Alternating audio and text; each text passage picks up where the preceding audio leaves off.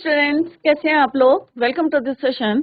My name is doctor Kavita Rawat, your English teacher from ICT virtual classroom. Today we are going to discuss note making. तो बच्चों 10 number का question आता है और बहुत जो है इम्पोर्टेंट है. 10 नंबर में इजीली जो है आप नंबर गेन कर सकते हैं. इसमें हम क्या करते हैं, नोट मेकिंग करते हैं. एक एक पैरे के जो है शॉर्ट नोट्स, जैसे आप बनाते हैं ना, कोई टीचर पढ़ा रहा है और आप शॉर्ट में लिखते हैं, तो कैसे लिखते हैं? एब्रिविएशंस यूज करते हैं, शॉर्ट फॉर्म्स यूज करते हैं. तो कुछ रूल्स हैं, वो हम we are going to discuss. Let's go to smart board screen. तो जो कॉम्प्रिहेंशन इसमें हमने कर लिया था, आज हम करेंगे नोट मेकिंग. ये ऑलरेडी डन. क्लियर?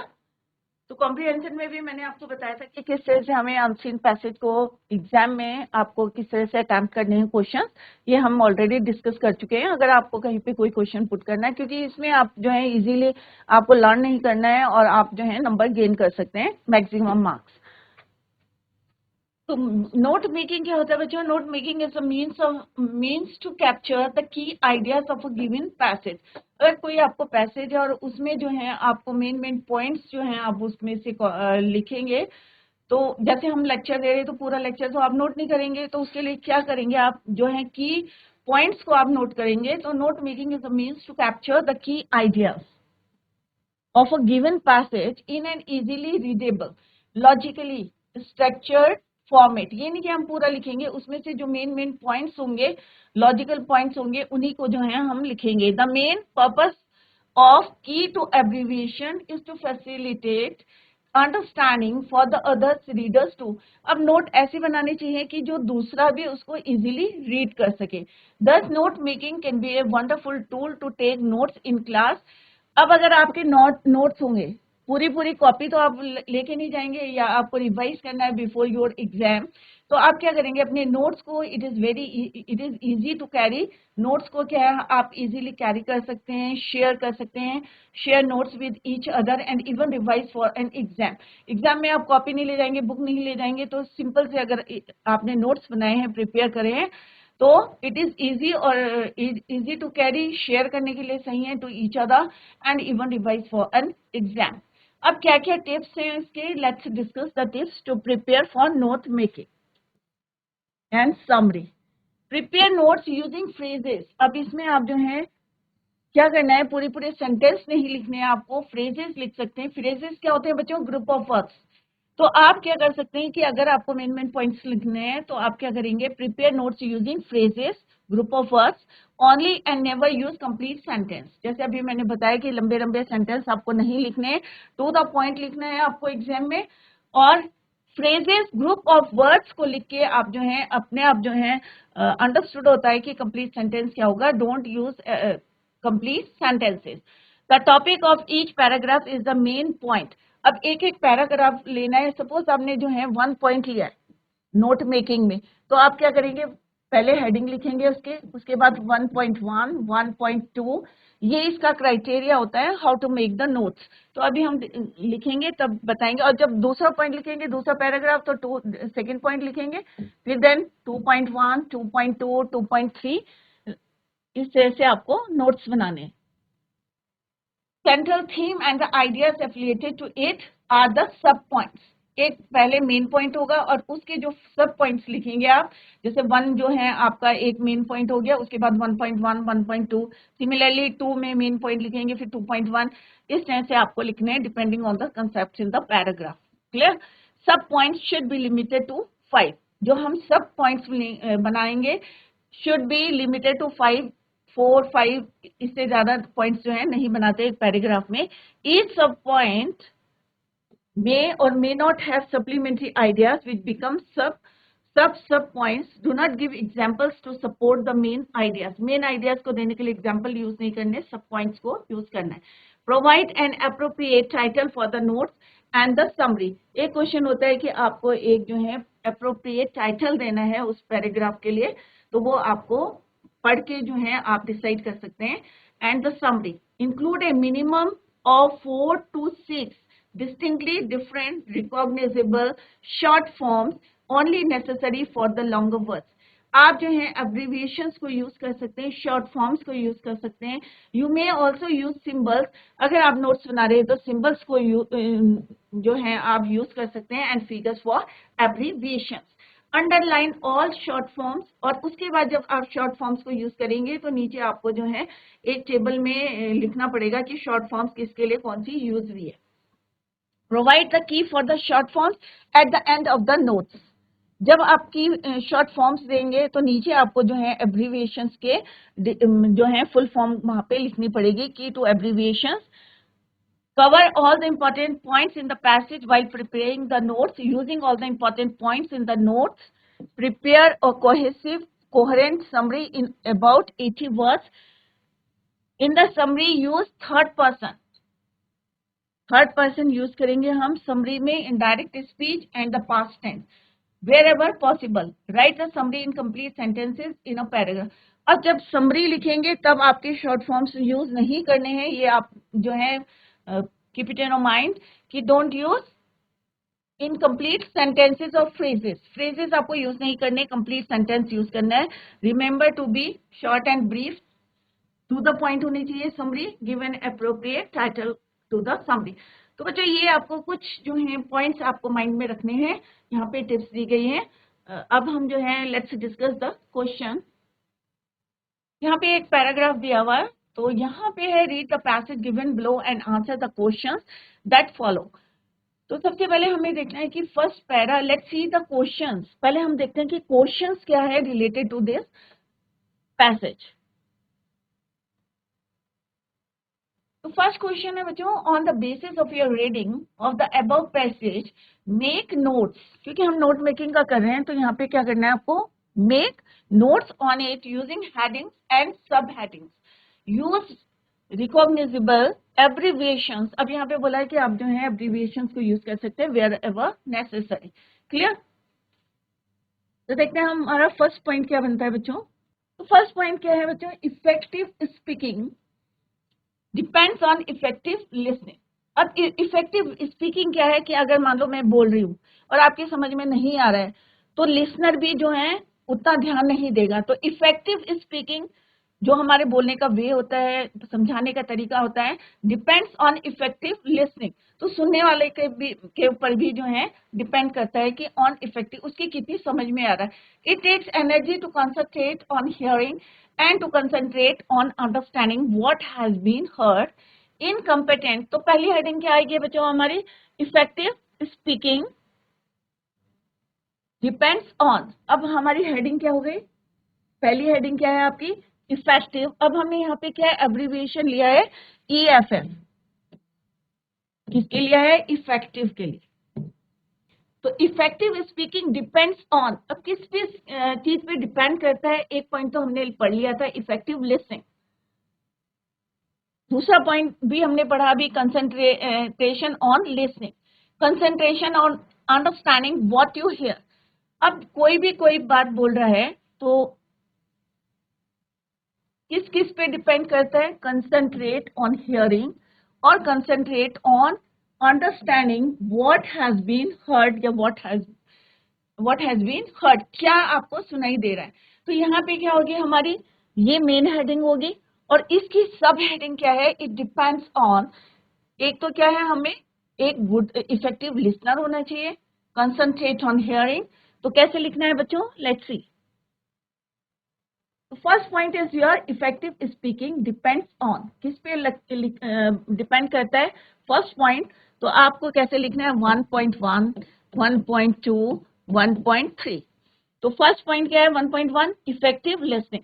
अब यहाँ पे हम क्या लेंगे, एब्रीविएशंस यूज करेंगे, concentration on listening, concentration on understanding what you here या व्हाट हैज बीन हर्ड। तो यहाँ पे लिखेंगे व्हाट यू हियर। तो ये आपकी फर्स्ट हेडिंग जो है कंप्लीट हो गई। तो 1 के नीचे जो है 1.1। अब लेंगे हम सेकंड जो है हेडिंग, देखते हैं क्या है सेकंड हेडिंग। सेकंड देख, incompetent listeners fails on A number of ways. अब इनकम्पिटेंट लिसनर्स जो है फेल कितने तरीके से होते हैं, number of ways. First, they may drift, their attention drift from. अब क्यों होते हैं? क्योंकि कई बार सुनने वाला जो है ध्यान नहीं देता, कंसंट्रेशन नहीं होता। Second, they may counter, they find counter arguments, बहस करना to whatever speaking may be say. अगर मान लो मैं पढ़ा रही हूँ और इंटरप्ट करेंगे और आर्गुमेंट करेंगे तो उतनी जो है आपको जो भी पढ़ाया जा रहा है, जो भी स्पीकर बोल रहा है वो उतना अच्छी तरीके से समझ में नहीं आएगा। तो second point is your reasons why incompetent listeners fail. तो दूसरा पॉइंट अपने आप पता चल रहा है आपको कि इनकम्पिटेंट लिसनर्स फेल क्यों होते। दे अटेंशन ड्रिफ्ट, कई बार जो है कंसंट्रेशन नहीं होता ध्यान से। दे फाइंड काउंटर आर्गुमेंट्स, बहस करना। The compete and then filter. 2.4 they react, और कई बार जो है रिएक्ट करते हैं। तो 2.1, 2.2, 2.3, 2.4। तो इस तरह से आपको जो है अपने नोट्स को बनाने हैं। सिंपल, ये आपकी हेडिंग है और ये क्या आपकी सब हेडिंग्स है। Clear? Next point is finally they react. तो यहाँ पे सारे पॉइंट्स आ गए, ये 4 पॉइंट्स हो गया। Clear? Counter argument, they compete and then filter. तो इस तरह से ये आपके सब हेडिंग्स हो गए। They let personal feelings about a speaker और subject override the significance of the message which is being Saint.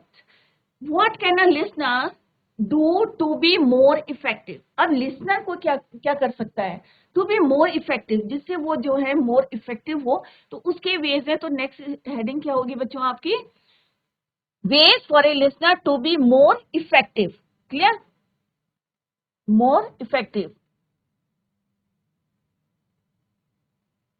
The first key to effective listening is the art of concentration. सबसे पहले क्या होता है कि अगर हम अभी बोल रहे हैं और आपका ध्यान जो है डाइवर्ट हो रखा है, आप कुछ और सोच रहे हैं, तो क्या आपकी समझ में आएगा बच्चों? ऑब्वियस है नहीं आएगा। अगर आप कंसंट्रेशन करेंगे तो ये भी होते हैं आर्ट ऑफ कंसंट्रेशन। ध्यान देंगे और ध्यान से सुनेंगे तो एवरीथिंग जो है आपको क्लियर रहेगी। तो फर्स्ट की क्या है? Effective listening is the art of concentration. If a listener positively wishes to concentrate, अगर आप जो है पॉजिटिवली जो है सोचेंगे कि भाई मैम पढ़ा रही हैं और हमें ध्यान देना है, तो ऑब्वियस है कि you learn something from the lecture. Clear? तो positively wishes to concentrate on receiving a message, his chances of success are high. It may need determination. दृढ़ निश्चय करें आप, डिटर्मिनेशन होना चाहिए आपके अंदर। तो ways for listening to be more effective, पहला पॉइंट जो अभी हमने पढ़ा, concentration on the message read man. तो ये हमारा सेकंड 3.1 क्या होगा बच्चों? Mental alertness, physical alertness, positioning body, note making aid to listener helps speaker, gives him confidence, encourages the eye contact। Confidence होना चाहिए आपके अंदर। क्लियर? तो इस तरह से आपको जो है हेडिंग्स और सब हेडिंग्स बनानी है। सिंपल सा आपको मेथड दिखाया है कि किस तरह से आपको बनाना है। सेकंड जो है हमने यहाँ पे कौन कौन से एब्रिविएशंस यूज करे हैं, लेट्स सी। थर्ड पॉइंट है कि importance of posture. Concentration is help by alertness, mental alertness is helped by physical alertness, it is not simply physical fitness। तो यहाँ पे नेक्स्ट पॉइंट भी बना सकते हैं आप, कंसंट्रेशन हेल्प अलर्टनेस। कैसे होता है मेंटल अलर्टनेस? अगर आपकी जो है मेंटल अलर्टनेस है या फिजिकल अलर्टनेस है आपकी, मतलब कई बार होता है ना कि टीचर पढ़ा रहा है और बच्चे जो है इधर उधर देख रहे हैं, उनका जो पोस्चर है वो सही नहीं है। तो mental alertness is help by physical alertness. जब आप फिजिकली फिट होके जो है क्लास में बैठे रहेंगे तभी आपके मेंटल अलर्टनेस रहेगी। ऑब्वियस है ये बच्चों, कई कई बार होता है ना कि आपको बहुत ज्यादा लेजीनेस आती है या डिजीनेस होती है कि पढ़ाई में मन नहीं लगता, तो आपका जो है मेंटल भी डिस्टर्ब रहता है, माइंड भी डिस्टर्ब रहता है। तो mental alertness is helped by physical alertness. It is not simply physical fitness but also positioning of the body, कि आप किस तरह से बैठे हैं और किस तरह से आप ध्यान करें, the limbs and the head. Some people also, तो इस तरह से आपको यहाँ से पॉइंट्स को नोट्स में कन्वर्ट करने। क्लियर? तो यहाँ पे ये help listeners in concentration, seen by speaker as a positive feature among his listeners। तो आप इस तरह से पॉइंट्स बनाएंगे। अब देखते हैं हमने एब्रिविएशंस कौन कौन सी यूज करी है, तो आपको किस तरह से एग्जाम में देखना है। Let's see list of abbreviation. जब आपकी पूरी नोट्स बन जाएंगे, कंप्लीट नोट्स बन जाएंगे, हेडिंग्स बन जाएगी और सब हेडिंग्स बना लेंगे आप। पहले आएगी आपकी हेडिंग्स और उसके नीचे क्या लिखेंगे आप, सब हेडिंग्स। क्लियर। उसके बाद आप लास्ट में क्या देंगे, लिस्ट ऑफ एब्रिविएशन। अब जितने भी आपने एब्रिविएशन यूज करे हैं उसकी क्या देंगे आप, लिस्ट देंगे। अब EFF आपने किसके लिए यूज करा है, इफेक्टिव। कंसन किसके लिए लिखा है आपने, कंसंट्रेटिंग। MSG किसके लिए यूज करा आपने, मैसेज के लिए। क्योंकि क्या होता है बच्चों, जब हम पढ़ा रहे हैं तो आप लोग क्या करेंगे, शॉर्ट में लिखते हैं। क्लियर। तो शॉर्ट में तो आपको एब्रिविएशंस पता होने चाहिए। तो एग्जाम में आपको क्या करना है, आफ्टर कंप्लीटिंग द नोट्स उसके नीचे आपको लिस्ट ऑफ एब्रिविएशन देनी है। और इजी वर्ड्स जो है आपको जो है यूज करने हैं, message, received, physical, positive, importance, speaker. तो ये जो है सारे हमने abbreviations are used in the note making. Clear. और भी अगर आपको लिखने हैं तो आप लोग यूज कर सकते हैं, बट 5 जो है हमने बोला एक हेडिंग में जो है नॉट मोर देन 5 एब्रिविएशन या 5 जो है पॉइंट्स होने चाहिए। नेक्स्ट क्वेश्चन है आपका, राइट अ समरी। तो I hope it is clear to you किस तरह से आपको बनाना है कि 1 पॉइंट है तो 1.1, 1.2। अब कई बार होता है ना बच्चों, जैसे 1.1 है, अब 1.1 के अंडर भी अगर कोई आपकी हेडिंग आती है, जैसे यहाँ पे आएगा 1.2, अब 1.2 के अंडर में भी कोई आएगी तो हम लिखेंगे 1.2.1। क्लियर। क्योंकि इसके अंडर में ये हेडिंग आ रही है। अगर आपको सपोज कोई पॉइंट यहाँ लिखना है और उसके बाद जो है ये 1 के अंडर में आ गया 1.1, 1.2, अब आपको जो है दूसरी हेडिंग, इसी हेडिंग के अंदर और भी पॉइंट्स ऐड करने हैं तो 1.2.1 इस तरह से आपको यूज करना है। नेक्स्ट है आपका, अब नोट मेकिंग कैसे बनाएंगे आप, समरी कैसे बनाएंगे, जो आपने नोट्स बनाए हैं। क्लियर। जो आपने नोट्स बनाए हैं उन्हीं को आप समरी में यूज कर सकते हैं। क्योंकि हमने नोट्स कौन से बनाए बच्चों, जो इंपॉर्टेंट पॉइंट्स थे इन द पैसेज, जो जो इंपॉर्टेंट पॉइंट्स थे उनके हमने बनाए, क्या बनाए बच्चों, नोट्स। अब उन नोट्स को आपको यहाँ पे कंपाइल करना है, सबको जो है लाइन उनको एक एक सेंटेंस में कन्वर्ट करके यहाँ पे उनको लिखना है। तो नोट मेकिंग बन जाएगी। तो it is easy for you to write the summary. Clear. Write a summary of the passage in not more than 80 words. यहाँ पे वर्ड लिमिट है, इससे ज्यादा नहीं होनी चाहिए। Using the notes made and also suggest a suitable title. अब simple सा है, ये हमारी क्या है, इफेक्टिव लिसनिंग है। तो जितने भी आपके नोट्स हैं तो आपने देखा होगा कि जो भी आपने नोट्स बनाए हैं तो क्या है इसमें, इफेक्टिव स्पीकिंग डिपेंड्स ऑन, ठीक है, reasons why incompetent listeners fail, क्यों जो है फेल हो जाते हैं, ways for a listener to be more effective, importance of posture. तो यहाँ पे सिंपल सा टाइटल क्या है, या यदि आपको और कोई टाइटल लगता है तो you can write that title, the art of effective listening.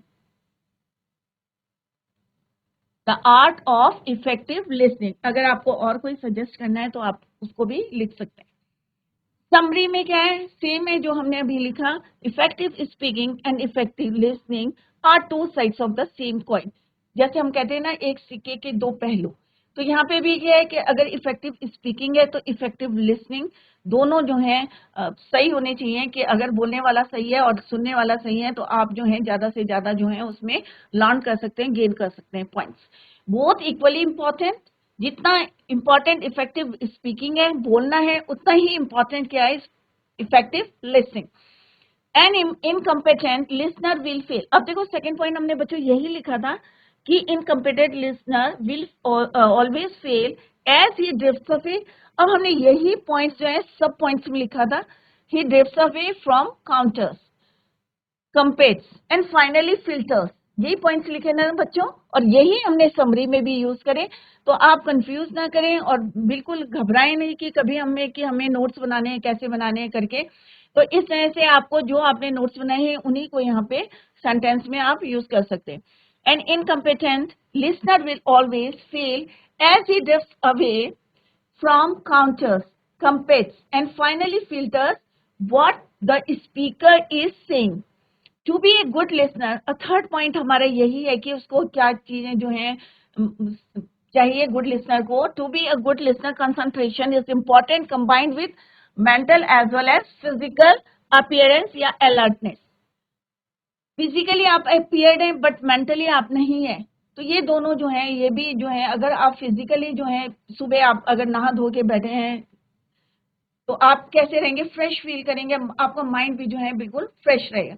तो all these are effective listening skills and are viewed as a positive feature. तो physical alertness, दो चीजें होनी चाहिए, mental as well as physical alertness. The importance of other factors like note making and posture cannot be ignored.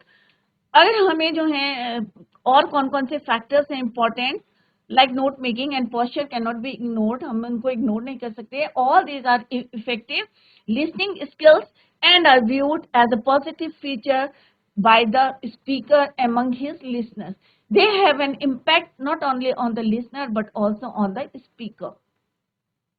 इसका effect क्या होता है? They have an impact not only on the listener but also on the speaker. तो इस तरह से आपको summary में आप you can use your notes, जो भी आपने नोट्स बनाए हैं, you can easily जो है आप समरी लिख सकते हैं by using these points. जो आपने नोट्स बनाए हैं उनको easily आप यहाँ पे यूज कर सकते हैं. तो जैसे अभी मैंने आपको बताया था कि 3.1 का अगर कोई आपका, जैसे ये 3.1 है, इसी के अंडर में हमने रखा कि concentration on the message read, message जो हमने रिसीव करा है. तो क्या है वो 3.1.1 mental alertness, 3.1.2 physical alertness, positioning body, 3.1.3 means note making aid to listener, help speaker, gives him confidence देता है, encourage and the eye contact. Clear? Next is importance of posture. तो जितने आपने एब्रीविएशंस यूज किए हैं उन सबको हमने यहाँ पे फर्दर जो है एक टेबल बना के आपको लिखना है, लिस्ट ऑफ एब्रीविएशन. क्लियर? और इस तरह से आपको एक टाइटल देना है, सुटेबल टाइटल, उन्हीं में से देना है आपको, पैसेज में से ही ढूंढ के देना है. और use your notes while you are writing the summary. Clear? Next passage है बच्चों, सिमिलरली एक और करेंगे जिससे आपकी जो है प्रैक्टिस अच्छी हो जाएगी. तो one more passage is here. The most alarming of man's assaults upon the environment is the contamination of air, earth, rivers and sea. With, इसका भी पहला question, let's see the first question. Same है कि आपको क्या करना है, यहाँ पे एक जो है नोट मेकिंग बनानी है. तो मोस्ट अलार्मिंग असॉल्ट क्या है? Environment is the contamination. क्या है इसमें? Air, earth, river, air. The most alarming, तो हमारी पहली हेडिंग क्या होगी? The most alarming of man's assault upon the environment. तो एनवायरमेंट पे जो है हमें यहाँ पे लिखना है. तो फर्स्ट पॉइंट क्या हो जाएगा बच्चों आपका? Most alarming assault by man on environment. तो पहला तो यही हो जाएगा आपका जो फर्स्ट पॉइंट हमने अभी पढ़ा, contamination of air, earth, rivers and sea with lethal material. जो हम जो है वेस्ट जो है, खराब सामान जो है डाल देते हैं, तो पहला जो हम किस तरह से एनवायरनमेंट को डिस्टर्ब करते हैं या खराब करते हैं. तो contamination of air, earth, rivers and sea, तो it is given in the first paragraph. Is the contamination, तो पहला क्या है? मैन का असॉल्ट. तो first point is your the most alarming of man's assault. First point first, तो first point first का क्या हो जाएगा? The contamination of air, earth, rivers and sea with lethal materials. This pollution is for the most part irrevocable. The chain of evil it initiates is for the most part irreversible. In this contamination of the environment, अब दूसरा क्या है इसमें? chemicals are the sinister partners of radiation in changing the very nature of the world. तो यहाँ पे क्या है? पहला पॉइंट ये आ गया. दिस पॉल्यूशन, अपॉल वर्ड किसके लिए यूज करा हमने? एब्रीविएशन यूज करा है. Irrevocable, chain of evil initiated, irreversible. तो इस तरह से ये हमारे पॉइंट्स कवर हो गए from the first few lines. Chemicals, second point क्या लिखेंगे आप? Chemicals are the partners. किसके पार्टनर्स है? रेडिएशन के. तो अब उसके अंडर में आप हेडिंग लिखेंगे. तो सेकेंड हेडिंग हो गई आपकी Second heading is your chemicals are the partners of radiation. Chemical, यहाँ पे हमने abbreviation यूज करा है CHEM, are partners of radiation. अब कौन कौन से पॉइंट्स हैं आप जो है पैसेज को पढ़ें और यहाँ पे लिखें. Change nature of word, radiation release through nuclear, ये यहाँ पे it is given in the passage. Radiation release through nuclear explosion into the air comes to the earth in rain. किस फॉर्म में आते हैं? रेन के फॉर्म में आते हैं. लॉजेस इनटू द सॉइल होते हैं, एंटर्स द ग्रास. और कॉर्न और व्हीट ग्रोन जो भी हमारी क्रॉप्स होती है उसमें किस तरह से एंटर करते हैं. Change nature of an word, radiation release through nuclear explosions into air comes to the earth in the form of rain, rain के फॉर्म में आते हैं.